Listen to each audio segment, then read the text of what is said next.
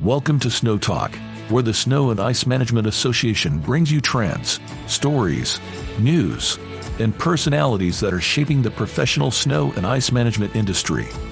This season of Snow Talk is sponsored by Western Snowplows and Fisher Engineering. So settle in and let's talk snow. Good afternoon. Welcome to Snow Talk, the podcast of the Snow and Ice Management Association. I'm Cheryl Higley, Director of Education and Content for CIMA, and I'm glad to be joined by my guest today, Amanda Pruce, CIMA's Senior Membership Manager, and Bill Akhurst, Vice President and Chief Information Officer for Akhurst Landscape in Joppa, Maryland. We've come together today to talk about the things you hope never happen, but could decimate your company if you're not prepared if they do. These are your worst case scenarios. We presented some of this information together at the Snow and Ice Symposium in Pittsburgh this summer, but wanted to come back together to share some of the stories for those who might not have been at the show. Bill and Amanda, welcome to Snow Talk, and thanks for joining me today. Thank you. Welcome. Thank you. Thank you, Cheryl. Appreciate the opportunity. All right. Amanda, let's start with you. I think the first thing that we talked about at the show were cyber attacks. They're becoming more common. Hackers are getting smarter, which makes protecting your company's data and systems essential. Can you share just a little bit about the experience that your previous company had with a ransom attack and kind of what processes the company put into place as a result? Sure. So I kind of cringe when I think back on this because it was such a nightmare of a scene to manage and to work through. So I was in a business development account management role for a snow and green industry company, primarily commercial work. We did about $7 million a year. And as we learned, we were the prime target for cyber attacks, big enough to think we have enough assets to pay off somebody and not too big enough to have some extreme protection in place to prevent it from happening. We got attacked just after COVID. So I was feeling good. I was like, oh man, we made it through COVID. We never shut down. We changed trucks, jumped through all the loops and hoops to keep things sanitized and open and never lay anybody off. And we were really proud of that. And then we got hit with this ransomware. Fortunately for myself as an individual, my computer and everything was at home and not hooked up to our server in the office. Because I would often, being in a sales role, I would often take work home with me, evenings, mornings, weekends, things like that to respond to clients. And I woke up to a text from our general manager saying, do not log in. Call me when you get this. Don't access anything. And what had happened is an individual or a group from Russia had attacked us and shut us out of all of our systems completely. And then had also gotten all of our data, all of our client information and emails as well. So it was a nightmare. They wanted, what were they asking? 2 million, I think it was. I'm trying to remember. 2 million, 3 million. So this was like 2021, 2022. Right in that time period. We did not have the cash to pay for that by any means at all. We contacted the FBI and the local police, and they were kind of like, okay, thanks for letting us know. We'll document that and good luck to you. I mean, it's unfortunate, but there's just not a whole lot they can do. To our benefit, we had an IT person, a third person that we used as like our sole IT person, and she was phenomenal working through like what our backups were and what we could do and what we could access. So the first thing we had to do was communicate to our clients that something fishy was going on and not to open any of our emails, not to access that. So that was my primary role, was that first one. And then until we got through working through all of our systems and getting access back to stuff and working through that, we had to run everything off memory because we couldn't access any of our information that was like on our server or source. So like running contracts and crews and things like that was kind of off memory, which was not fun. To our benefit, it was not during snow season. Because I got to tell you, if that was during an emergency snowstorm, that would have been ugly. That would have been really, really ugly. Being the account manager, I had from memory who our clients were in our job sites. And then I had everyone's contact information stored as a contact on my phone.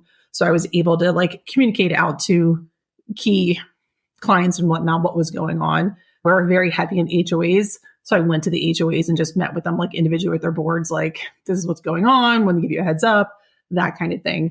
Coming out of it, we backed up every night instead of once a week. That was a huge one. Our losses, we couldn't prove some billing because, they didn't have documentation for hours or things like that. Most of our clients were wonderful. I'm great with it, but that is a concern. Like if you have clients, especially national ones that don't see you out their window, proving that you were there and proving that the work was done. And then I think two-person authentication is huge. And I've actually spoken with IT professionals and lawyers that work in this realm as far as like what the negotiating and what they do. Chances are you're going to negotiate down on price or you're going to walk away with not paying anything. The chance of you coming out completely clean is slim to none. What I was told, the best advice is make sure you have two-person authentication. It's a pain in the butt. Your crews are going to hate you for like a week until they're used to it, but just get used to it and make it a standard practice for everyone in your company all the time. That's your best line of defense. So did they end up paying? We did not. No, not absolutely not. I mean, we proudly, like our ownership and our team, like we're ticked about it, right? Like I'm not handing over hard-earned money that like we've gotten this. We took a loss on like some of the information. We lost some of our information, but we were able to build back from our past downloads what we had and then put in new security features, stronger firewalls, two-person authentication. And we did a big training. We were able to figure out how it came in. Like, how do we get attacked? Another salesperson in the office opened up an email that they didn't recognize. It happens, right? Especially salespeople. Like how many emails do you get a day? Like 100 plus at least, it depends what it is, what's going on. I mean, it's nothing to get 100 emails in a day. Do you truly check each one? You should. It's tough. So like really important is looking to see like, is it spelled correctly? Like who's it coming from? Like is Comcast.net spelled or Google Gmail spelled correctly? Whatever your past one is, like one letter off and it could be something different. It's very, very common. So that's the biggest one.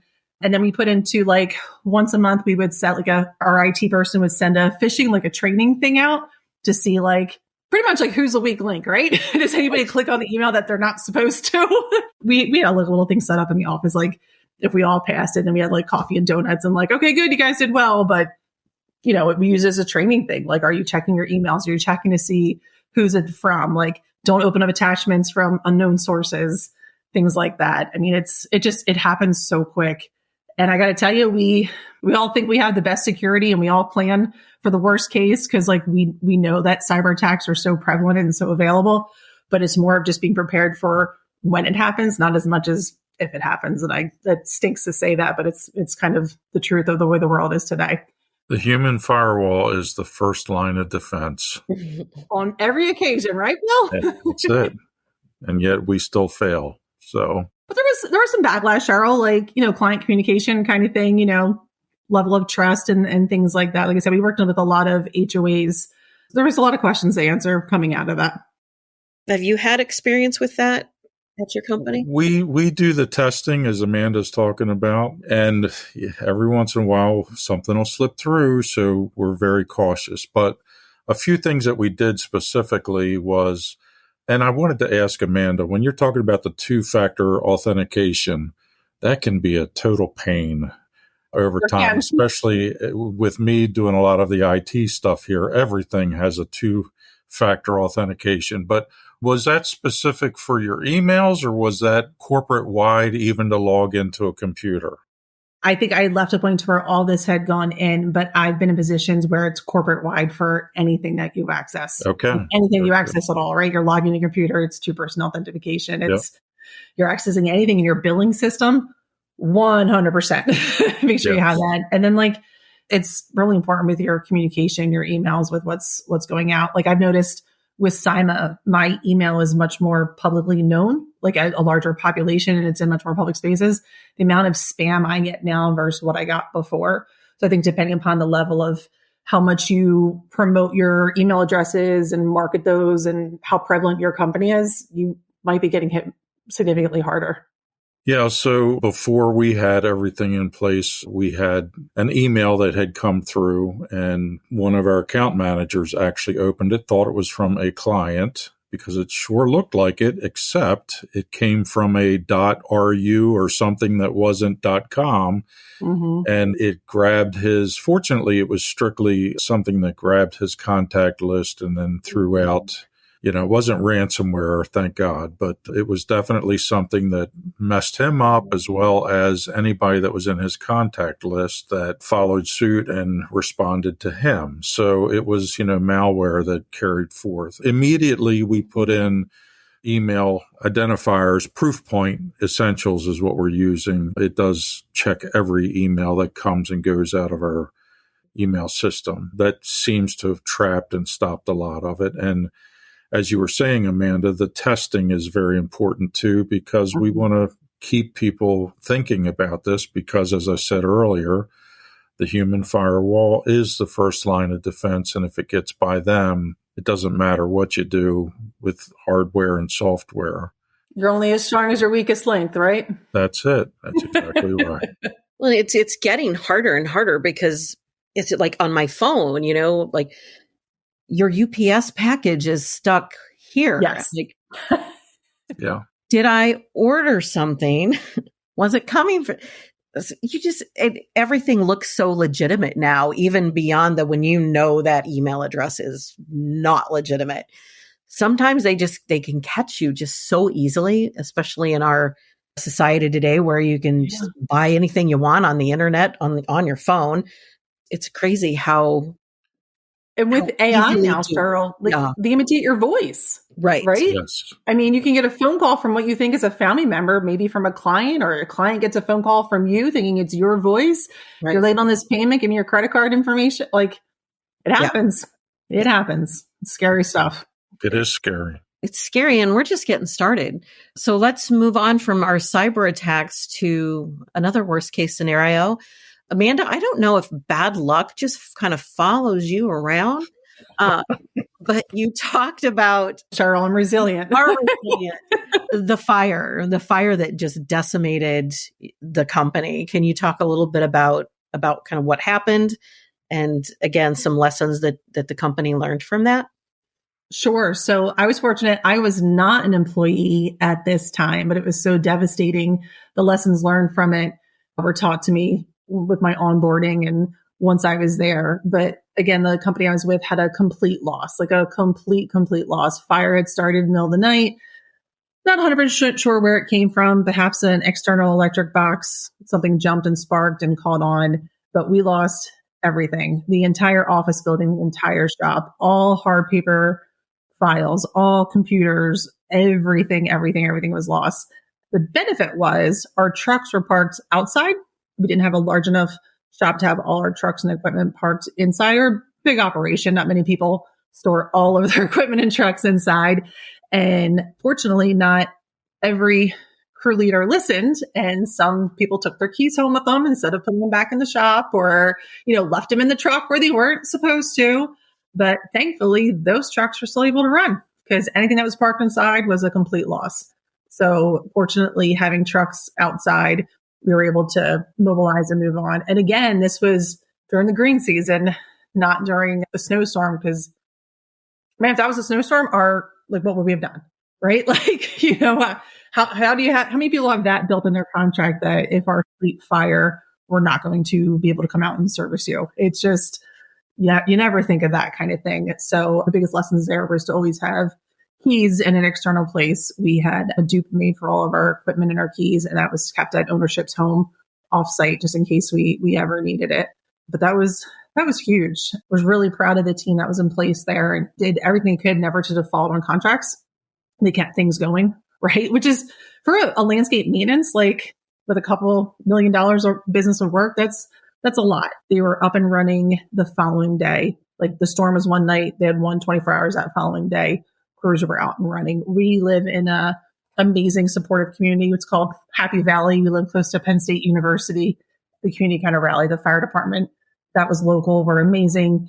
Just felt the love from the community from a whole, which was awesome to be able to have those lessons coming out of that. We did change our contracts that it gives our clients an out, but also us an out as well. Because we don't be in default, right? If you have a 5-year contract or several month contract or multi-year contract, and you're on the hook for performing this work, what happens if you can't show up? Can you hire a sub for 30 days? Can you hire a sub for 90 days? Can you hire a sub for a year so that you don't default on your contract and you can still fulfill that need, or do you give yourself 30, 60 days grace within your contracts to give somebody an opportunity? So we wrote that into our contracts. It gives the client an out, it gives us an out, just in case that worst case scenario. And honestly, it was a really good selling tool, like a really good selling tool.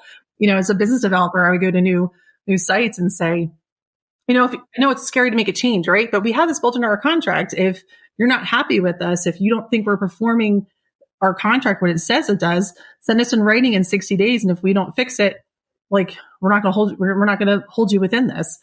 I never had anybody cancel on me mid-season. And it was a really helpful thing for transparency and for sales, but scary for the ownership to go through. I think the benefit to him too was that they got to kind of take a step back. They were in business for well over 15 years at that point and got to say, I'm going to redesign my shop. What would I do differently? What do I want to add to it? What do I want to change? So I think a newer owner that's building a shop for the first time might not have the same wishes or understanding or potential for future growth that somebody that does years into the business. So that was an interesting take on it. Luckily, there's no loss of life. That was the biggest. We're going to take a quick break to recognize the sponsor of today's podcast, Western Snowplows. We will be right back. When you plow snow for a living, minutes wasted is money lost. That's why at Western, our plows are built for toughness and efficiency, like the Wideout and Wideout XL. Steel blades up to 11 feet wide with independently controlled flared wings, so you can extend, retract, windrow, or scoop at the touch of a button. Because building superior equipment is the only way to keep our promise. More jobs done faster.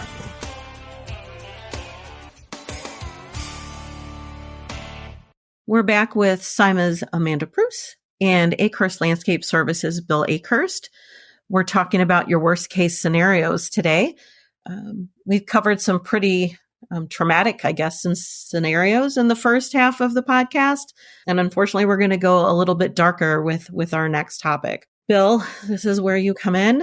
This July marked the 10th anniversary, I believe, of the unexpected passing of your brother, Brian, who was the leader and face of the company's snow and ice management operations in the time that I knew him. This, I have to imagine, is the most devastating worst case scenario you might think of. Can you just talk a little bit about how the leadership team navigated everything to keep the business running while mourning such a personal loss? Well, I will say that we learned a lot from the experience as well, but we have to also remember that my father had passed away in 2006. So, Brian, John, and I, and my cousin Jay were all very active with the company and all the workings of the company. Dad was semi-retiring, but we also learned some things through his death and passing that we had to settle within ourselves. When Brian left us, there was still more to learn, and it was a devastating loss. And specifically with snow and ice management, I'd been working with Brian on some things with snow and ice management, but I really had to become the detective because a lot of things were locked in his head. And I'm thankful to the association. And I'm going to shout out here to Bob Smart, who was very helpful to me. Also, Martin Tirado was very helpful. A lot of other guys, a lot of other people came and talked to me to help me through the process of learning, a lot of the things that we needed to know about snow and ice management. But so far as when at Brian's passing, we needed someone to fill his position. And we looked externally, but we also looked internally. And there were people within our organization that were capable of handling some of those things. Now, I don't know what it is about when an owner passes, but the things that my dad did and accomplished, it took a number of people to take his spot. And the same with Brian. It took a couple people to duplicate what he was doing. I think that's important to learn cross-training around all different ways, everything that we're doing, even for John and myself and Jay now to discuss things that we're doing and go over different processes and review those things annually at least you don't know what's going to happen. So it's always something that just hits you between the eyes. But for when Brian passed on, we had the snow management, but we also had grounds maintenance. And I'm thankful at the CIMA conference. It's interesting because I was ill. I was in the hospital. And fortunately, I was supposed to be speaking there. And fortunately, we had a backup that could come in there and share on my behalf, Greg Stacco. And I'm thankful that we have plans and people in place to help when we need to make other arrangements. So that's one of the things, just to make sure that everybody's on the same page. I think software helps a lot of those things to create processes and have steps in place. I think that's very important. But when it comes to the leadership side, then you're really looking at the people and what they are capable of. And one of the things that we want to do in business is make sure that we're surrounding ourselves with good people who are leaders and the ones that can step up at any given time, even if it's just momentarily. We did a lot of soul searching. We relied on a lot of prayer. I'll just throw that out there, asking God for wisdom to help us through different things. But it was when I look back, it's like everything was orchestrated. I know that the Lord really had played a big part in how we were able to continue on. And from that perspective, I give him the glory for it, because it was, we did our best planning, but he brought it all together. So with that in mind, I miss my brother. Matter of fact, our walls have all the CIMA awards and magazines with his face on there. He never gets older. He really is the one that got snow and ice management happening for us. We did it a long time before, but he's really the one that, as he became president with CIMA, made all those great connections and things like that. That's something that we really did not, we lost when he was gone. But again, I really have to chalk it up to the association and the people that stepped in from the association that are not associated, not employees of Akhurst, that really came to our aid and our help. I even think of when we had blizzards and, the association guys, other companies came to help us out when we had a time of need. I'm so thankful for that. So here's a plug for CIMA. If you're not a part of CIMA, you need to join it and you need to get out to these events that they have. But dealing with the loss, it is really important, number one, to have processes in place. That's what I work on all the time. I'm working on processes. I yell at the guys when they don't follow them, because I told them, actually, it was last Tuesday in our meeting, our account management meeting, I'm working on the foundation of our company. And I'm restructuring, and I need you to get in line, because it's so that everybody's on the same page. And in the event of a change of personnel, that the next person that comes in is able to pick up immediately with easing into that position. And it's always hard to make a transition, but at the same time, if you can have processes in place, it's very helpful for ownership and things like that. And to take it to an ownership level, one of the important things in ownership is to have agreements between the owners. Brian, my brothers, my cousin, we have a buy-sell agreements in the event of departure, whether it's death or just retirement or whatever. Mm-hmm. You need to have an out clause and something that's agreed by your partners, so that when something does happen, that you're not left holding the bag or, end up in a bad way.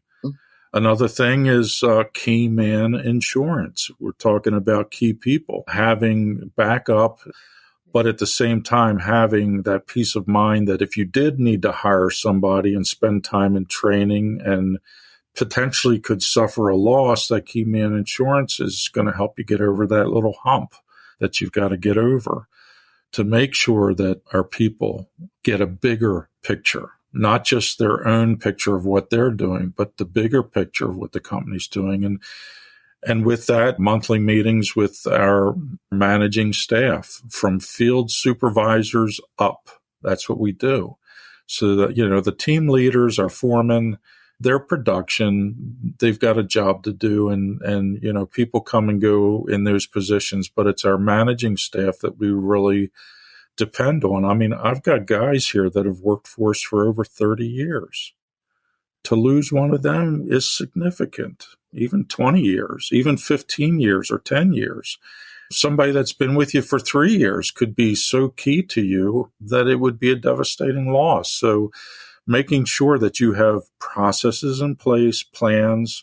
One of the things we did was administrative staff had to, once a year, write down everything they did and even have a daily, weekly, monthly, quarterly, semi-annually, and annual calendar of events that they go through. And, that also becomes a guideline for the individual to maintain their own processes. So that's kind of where we really learned a lot, is getting those things staked in the ground so that we are grounded. You mentioned about Keyman Insurance, Bill. What's your relationship with your insurance company? And was that pre-existing to your brother's death, or did that change? Yes. Okay. It was it actually, I believe it probably came after 2006 when my dad passed away, most likely. But at the same time, I mean, when my dad passed, there was buy-sell agreements. So there's all kicked in. So we saw how it worked.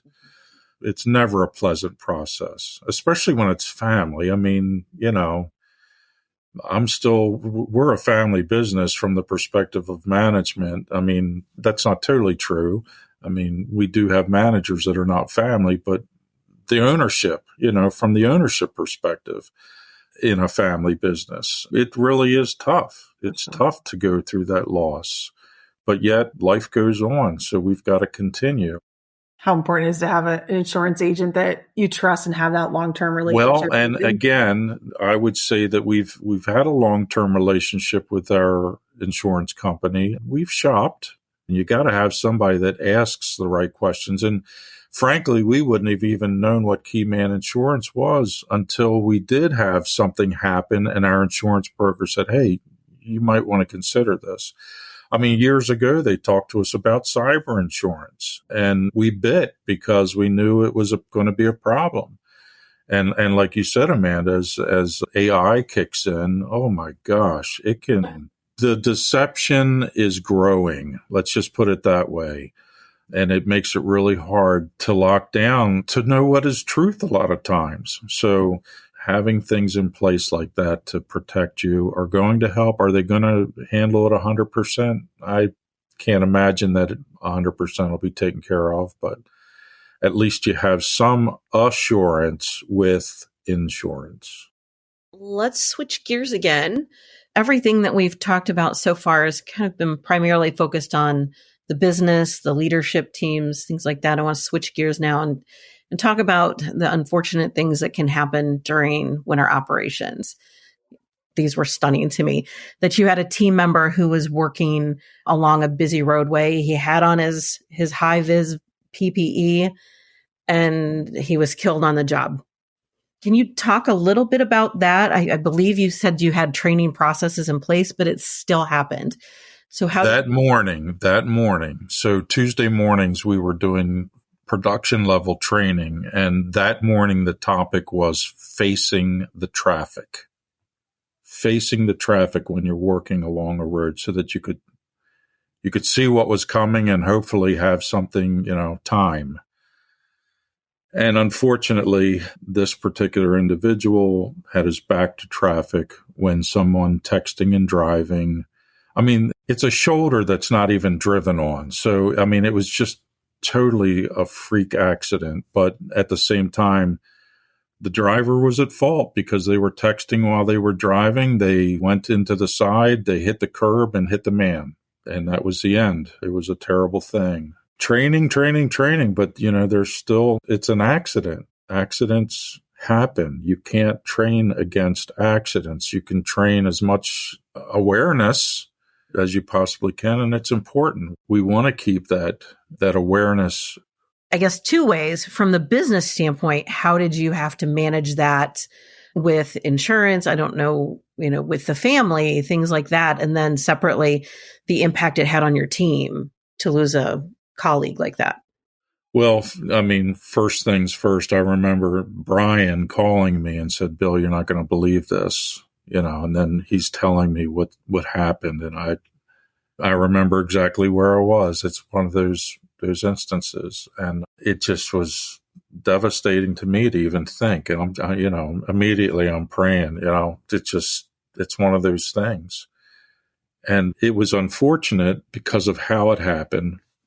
But what was even worse was this was an H-2B migrant worker that was here on a visa. So his family wasn't even local. And to me, I mean, I'm thinking about the family and I'm just like, this is horrible. Yeah. The crew, of course, was all for time to recover. Some of the guys wanted to get right back in the saddle, but it was difficult even to go back to that job site because that was a weekly maintenance job site and it was very difficult. And they did have a funeral here and the family came and then they took him home and it was a wife and kids. And I don't wish that on anybody. It was rough. You train and you train and you train. That's the best that we can do. That's it. Amanda, unfortunately, you had a similar situation, but in reverse when you had a driver involved in a fatal collision with a pedestrian. Let's talk first about, I guess, can you talk a little bit about what happened? And then same thing, the impact to the business, but then also on that personal side. Sure. One of the worst things you can manage or go through, right, Bill? You train, you just want everyone to come home at the end of the night. That's what's most important. We're in landscaping and snow. We're not open heart surgery. We're not in the military. We're not off to war. It's not, you get very stressed and heated and client communication and the demands are intense. But at the end of the day, you really just want everyone to go home. This was a really tough situation. We had a plow truck operator collide with a pedestrian in the middle of the night during an active snowstorm. They were in transit between two job sites. They weren't actively plowing that road, but they were driving between two different locations. And it was horrible, absolutely horrible. Actually, it was determined that the pedestrian was out running, jogging, running. I don't remember the exact time, middle of the night, like 2 a.m. kind of thing, and ran into our truck. So it wasn't like the plow hit the pedestrian head on, but they ran into the truck as the truck was driving. It doesn't matter. It was a fatality. It doesn't matter. Our operator was never the same. Never the same. Some things that came out of it was, so you have in class, so there's an accident on the job site. You smell gas. Who do you call? Okay, 911 first, of course. Like if you're aware that it's a life or death situation, it's a 911 phone call, but then who do you call afterwards? What level of things, do you have a chain of command in place for who you call and who gets notified of situations going on and what happens next? We were determined not at fault at that. Unfortunately, the individual was toxic, had some substances in their system that I assume made them not choose the best decision to be out during that time of night and in a storm and things of that nature. But that doesn't matter. It's still a loss of life. Things that we didn't even think on our radar whatsoever at all. Like that truck got taken out of commission for months, well over 6 months. It was impounded and was being investigated and couldn't use it. Now we were fortunate enough that we had enough vehicles that didn't matter. Like we could afford to have one truck sit on the side kind of thing. But if you're a 1-2 man operation, you might not have that luxury, by any means at all. Long-term impacts on the operator that it happened to, the individual that was driving, never the same at all. Time off from work, therapy, things like that. But he had ultimately moved on to another position in another company, changing careers completely. It wasn't something he was able to come back from. A lot of questions within the community and within our crews and our own staff, but we weren't allowed to speak to it. We couldn't. We were, under investigation and told, by police, by our lawyer, by everybody, not to comment on it. But on the news was our truck, our logo, so I mentioned I'm the one that does all the client communication, especially with HOAs in a small, tight-knit community. Like it was horrible. Absolutely horrible. Training come out from it? Yeah. And how do you train on someone running into the side of your truck during a storm? They were within their speed limit. They were not on their, thank goodness they were under the speed limit. They were not on their cell phone. They were in good health. They had slept, they had eaten, they weren't dehydrated, they weren't overexhausted working, 18-hour shift. If that was the case on any event, would have been a different outcome. We could have been liable at that point in time. It just, things, you said, Bill, like things happen outside of your capabilities sometimes. And that was one of them. If we could turn back time and make it not happen, we all would do that. But I would say something that came out of it for me with client communication was communicating during the storm. Like I mentioned, we do a lot of HOAs. Not all are 55 plus. Some have a lot of kids in them. So, so storms are school days and schools closed. Let's go out and go sledding and things like that. So my communication with those job sites changed to be much more hypersensitive, right? Like before you're clearing a snowdrift, make sure there's not a kid behind it. Make sure there's not, someone walking their dog. Can you see the opposite side of the pile that you're pushing? Those types of things. I kind of become hyper vigilant of like the what else could happen kind of deal, Hey, we're on site now, heads up. Make sure you put an announcement out to the community that we're actively plowing and not to be walking your dog during this time, not to be approaching the crews. And you laugh, it happens, right? A snow day for most of the world is a vacation day. They got off, Yeah. Not everybody, right? We're in Maryland too. So we're, it's not usual to have heavy, big snowstorms, but when they come, we are a little out of our element. I remember in the 90s, me plowing personally and going through a neighborhood, and I just noticed this snow bank that I thought I need to get that out of the road. And I just noticed this little bump on the side of this snow bank. And I got out of my truck and I looked at it, and it was the mirror. It was the side mirror for a Jaguar. So, a kid's not going to easily be able to dig in a snowdrift, a big snow push, because it's like packed solid and whatnot. But man, what a great place to make an igloo. I used to do that as a kid myself. And that is one of the things that we tell people, if there's already a pile there, you've got to check it before you start pushing up against it. 100. Because you don't know. Yep. Especially if you're doing a HOA or some place that, has kids, families. We went a little dark today. Yeah. People always ask me, what do you love about your job? And I'm like, I love the snow industry. I just love it. The people that are involved in it are the best. The client diversity is amazing. Like there's just so much I love about the industry. Then this is the podcast. You asked me to come on, Cheryl, and I'm like, I don't want to talk about this. But it is something that needs to be told. It's a story that needs to be told. And hopefully it never happens to anybody listening. Exactly. But, prepare the best you can. That's all I can say. So as we wrap up our time today, any final thoughts from both of you on, general advice on how to protect your company, even if it's not these worst case scenarios, but your general business disruptions? Bill, you've talked a lot about process. Is there anything that we haven't talked about that we should add into the conversation before we wrap up? One of the things that we've all heard and probably don't say enough is we need to train our replacements. We can't hold everything to ourselves. We've got to be open. I mean, there's some things that we don't tell people, okay? I mean, Brian and I would never fly on the same plane. No, we're not that far gone.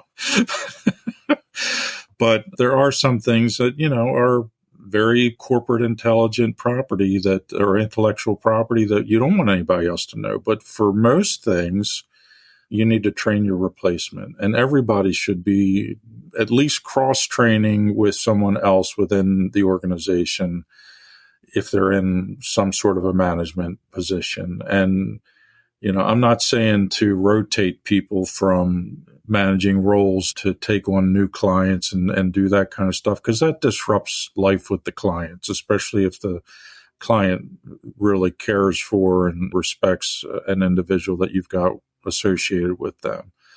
But it's helpful to have key people that are ready. We're always scanning our people to see who's the next one in line and where they may end up. So that really was helpful with Brian's departure to make that decision.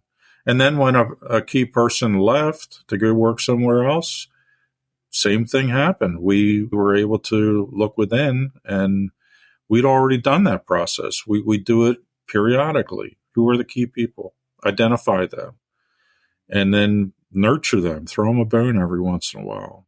I think kind of similar to that. Like, I said, my perspective is a bit unique being on the sales side of things. It was important to me, and I learned this from development and fundraising, is my role was to build the relationship with the client, with the company, not the client with Amanda, right? Like, yes, like absolutely. I'm their number one contact. They can call me. I can upsell them. I can work through their billing problems, whatever it is.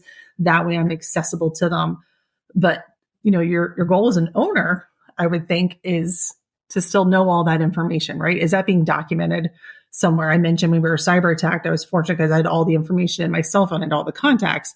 But are those contacts in the contracts? Are they listed in, if you're using Element or Aspire, what are the, software systems? Do you have all that documented? Do you have it documented in there, all the little things, right? Client prefers this color to that color, or don't push snow in this spot because that's where the manager of the store parks and walks in, even though you think it'd be the place that would make the most sense. Or this job site's common to have yellow jacket nest build inside this area, keep the crews away from it.